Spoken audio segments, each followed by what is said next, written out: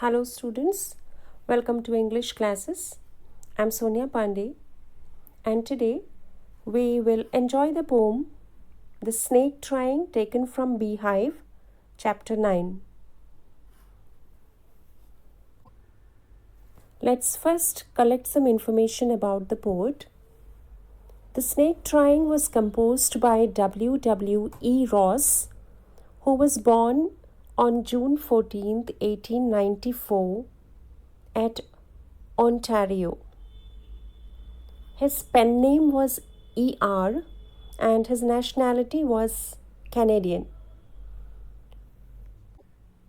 A few of his notable works were Irrealities, Sonnets, and Laconics.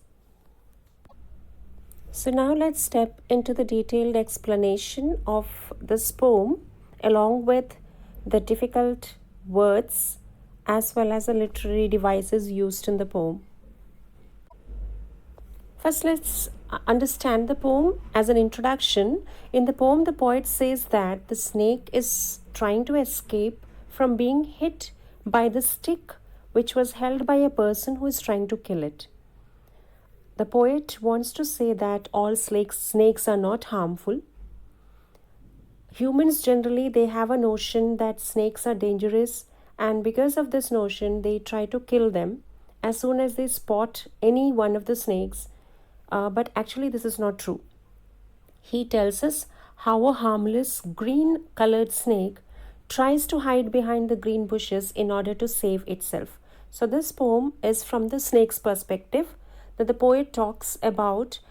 In this poem, he tries to say that snakes are real victims. So let's go for the detailed explanation. I'll first read the poem, recite it for you, and then we'll go for stanza-wise explanation.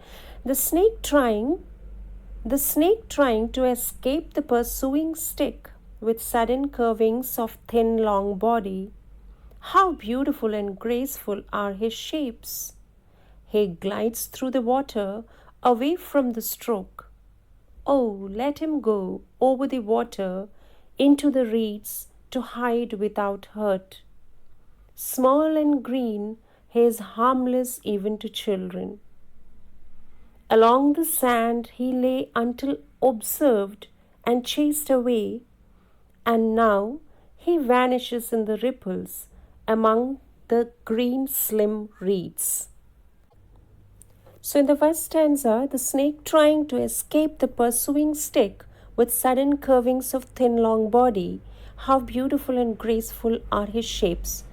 Here the poet is trying to say that snake tries to escape from being hit by the stick that is following it. As the snake crawls, its body twists and turns, forming fascinating shapes. In the second stanza, he glides through the water away from the stroke. Oh, let him go over the water into the reeds to hide without hurt. Small and green, he is harmless even to children. So the poet is saying that the snakes move through the water in order to save themselves. Here he is mentioning about one snake. He is pleading to the people who actually attack the snakes for no reason. He is pleading and asking people to let the snake escape and hide behind the thick marshy plants as the snake is harmless. Again he mentions a particular kind of snake, that means the small green-colored snake he mentions particularly is harmless even to children. Then in the last stanza, along the sand he lay until observed and chased away, and now he vanishes in the ripples among the green slim reeds. Actually, the poet is trying to say that till the snake was spotted and chased away by the person who was holding a stick, it was lying quietly in the sand. In order to save itself, the snake disappears in the ripples of the water and hides in the camouflaging green bushes of the marshy plants. So I hope you have understood this poem in its simplicity and its beauty. Now let's step into the word meanings. In the first stanza, you have a few words like pursuing and curvings. Here, pursuing stands for chasing or following, and curvings are the shapes, that is, the twisting form of the snake. In the second stanza, glides is an indication of the movement of the snake, means how the snake moves smoothly. Then we have the word stroke. Stroke here stands for hitting with the stick.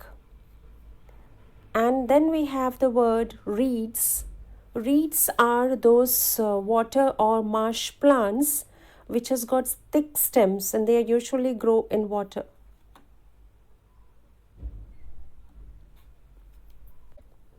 Let's step to the literary devices used in this poem. First of all, let's understand that there is no particular rhyme scheme, and hence the poem is written in free verse.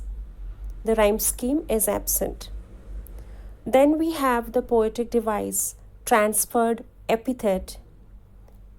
We got an example, the pursuing stick. As we have already learnt, transferred epithet is the adjective used with a noun which refers to a noun other than the one with which it is used. So pursuing stick is a good example for transferred epithet, because pursuing refers to the person who is holding the stick and not the stick itself. The third poetic device used here is alliteration. Alliteration, by the definition we have already learned, the repetition of a consonant sound in two or more consecutive words. So here we've got this example for repetition. He is harmless. The H sound, which is prominent and it's a consonant sound, is a good example. He is harmless is a good example for alliteration. So students, I hope you have understood this poem, and of course you can complete the question answers. Thank you and have a nice day.